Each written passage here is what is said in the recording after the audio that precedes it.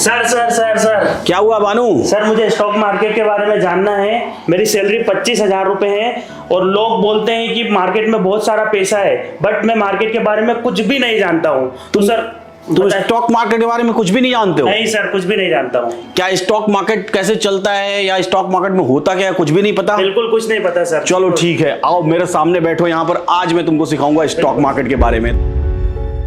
तो गाइस, सभी का स्वागत है हमारे इस वीडियो में, जहां पर हम लोग आज से सीखने वाले हैं। ये सीरीज में शुरू कर रहा हूं और इस सीरीज में हम लोग सीखने वाले हैं स्टॉक मार्केट की ABCD से लेके Z तक, E=MC² तक, या जो भी फॉर्मूला आपको लगाना है वो फॉर्मूला सारे सिखाऊंगा मैं आपको। यहां पर मैं आपको बनाऊंगा बेसिक से प्रो। तो हर एक वीडियो के लिए तैयार हो जा रही है, और अगर ये वीडियोस आपको लगातार देखते रहने हैं तो इन्वेस्टिंग डैडी चैनल को सब्सक्राइब कर लीजिए, बेल आइकॉन प्रेस कर लीजिए, ताकि जब भी सीरीज की अगली वीडियो आए आपको वो वीडियो मिल जाए। तो चलिए शुरू करते हैं बातें हम अपनी। मेरा नाम है डॉक्टर विनय प्रकाश तिवारी और मैं बेसिकली वाराणसी उत्तर प्रदेश से हूं।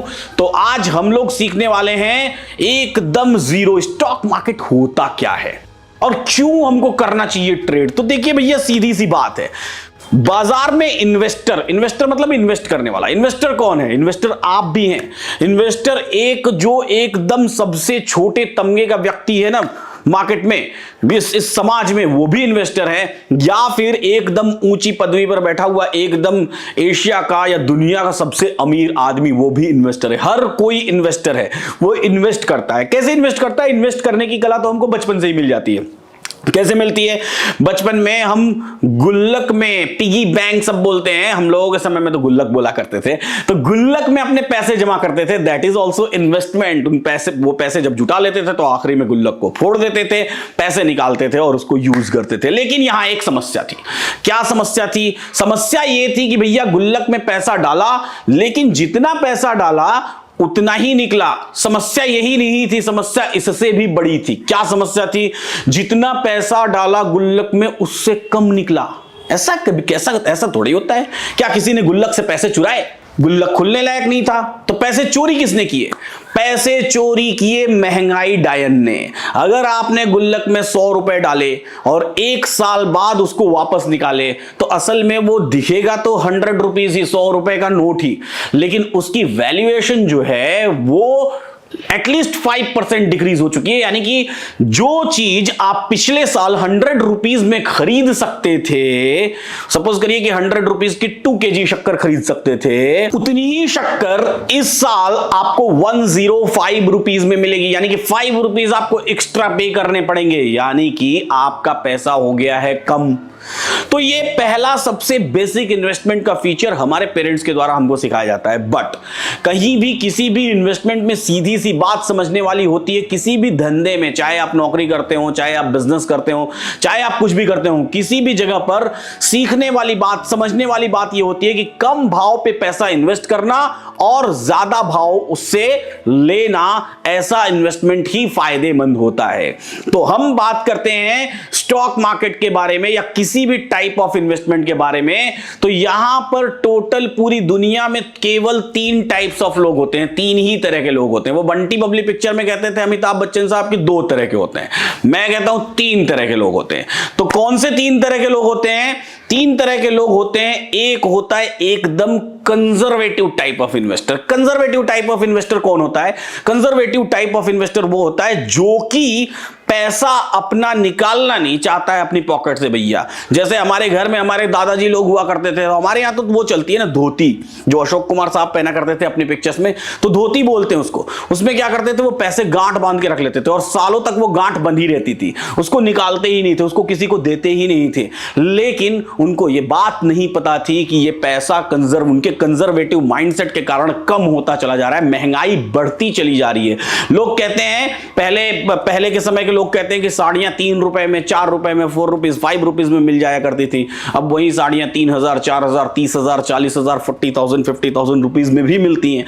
तो कैसा समय बदलता चला गया? ये क्यों हुआ? ये महंगाई बढ़ने के कारण। अब कुछ लोगों को ऐसा लगता है कि महंगाई बढ़ती है तो इसका मतलब ये बहुत ही खराब बात है, कुछ लोगों को लगता है बहुत ही अच्छी बात है। हालांकि इस बारे में हम अगले एपिसोड में बात करेंगे, कई सारी चीजों के बारे में बात करेंगे। अभी हम इन्वेस्टर के टाइप्स पे बात कर रहे हैं। तो कंजर्वेटिव इन्वेस्टर जो अपना पैसा बचा कर रखता है। दूसरा इन्वेस्टर होता है मॉडरेट इन्वेस्टर। मॉडरेट इन्वेस्टर कैसा होता है? जो थोड़ा थोड़ा अपना पैसा कहीं लगाना चाहता है। तो कैसे लगाता है वो इन्वेस्टर पैसा? मॉडरेट इन्वेस्टर थोड़ा पैसा मार्केट में निकलता है। अब आज के समय में कंजर्वेटिव इन्वेस्टर की परिभाषा बदल गई है। कंजर्वेटिव इन्वेस्टर भी पैसा सेव करके नहीं रखते हैं, बल्कि वो बैंक्स में रखते हैं, फिक्स्ड डिपॉजिट्स करते हैं, रिकरिंग डिपॉजिट्स करते हैं और ऐसी जगहों से मार्केट से रिटर्न निकालते हैं। पोस्ट ऑफिस के इन्वेस्टमेंट स्कीम्स में डालते हैं पैसा, ऐसे कई जगह पर डालते हैं जो एकदम सेफ है, जहां वो कोई रिस्क नहीं लेते हैं। सरकार उस पैसे के बदले उनको ब्याज देती है। तो ऐसी जगहों पर इन्वेस्ट करने वाले लोग कंजर्वेटिव टाइप ऑफ इन्वेस्टर कहलाते हैं। अगर आप इनमें से हैं तो कमेंट बॉक्स में मुझे जरूर बताइए। उनसे ज्यादा रिटर्न कमाने वाले लोग मार्केट में, मतलब उनसे ऊपर की कैटेगरी वाले लोग होते हैं मॉडरेट। तो उनसे ज्यादा रिटर्न मतलब उनसे ज्यादा रिस्क भी।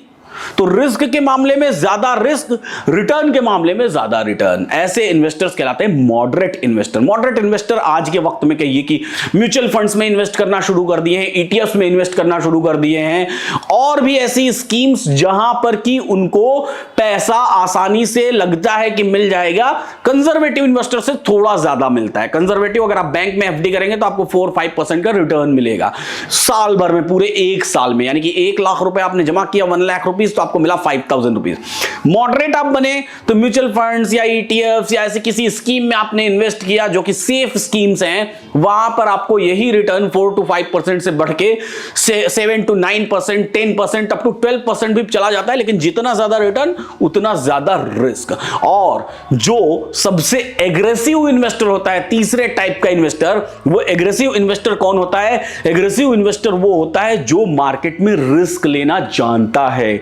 वो रिस्क लेगा, वो माल खरीदेगा। जैसा स्टॉक मार्केट में इन्वेस्ट करने वाला व्यक्ति, गोल्ड में इन्वेस्ट करने वाला व्यक्ति, या फिर ऐसे किसी भी रिस्की इंस्ट्रूमेंट में इन्वेस्ट करने वाला व्यक्ति जहां पर रिटर्न बहुत हाई हो जाते हैं, बहुत बड़े हो जाते हैं, लेकिन रिस्क भी बहुत बड़ा हो जाता है। तो मुझे कमेंट बॉक्स में बताइए कि आप किस तरह के इन्वेस्टर हैं और अपने आप को किस तरह के इन्वेस्टर में कन्वर्ट करना चाहते हैं।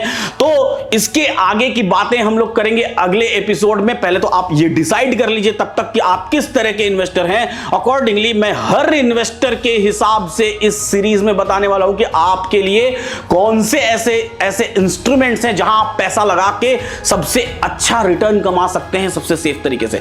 तो ये सीरीज जरूर देखिए। इन्वेस्टिंग डैडी चैनल को सब्सक्राइब करना बिल्कुल मत भूलिए और बेल आइकन जरूर प्रेस करिएगा। फिलहाल आज के लिए इतना ही, फिर मिलेंगे हम लोग नेक्स्ट एपिसोड के लिए। तैयार हो जाइए। नेक्स्ट एपिसोड कब आएगा वो हमारे YouTube चैनल के कम्युनिटी पोस्ट पर पोस्ट कर दिया जाएगा। तो ऐसे ही सीखते रहिए, मुस्कुराते रहिए और जीवन का आनंद लेते रहिए। और अगर आप ऑलरेडी स्टॉक मार्केट में ट्रेडर हैं, आप ऑलरेडी ऑप्शन चेन पर ट्रेड करते हैं, तो इंडिया का ऑप्शन चेन के मामले में नंबर 1 टूल है LTP कैलकुलेटर।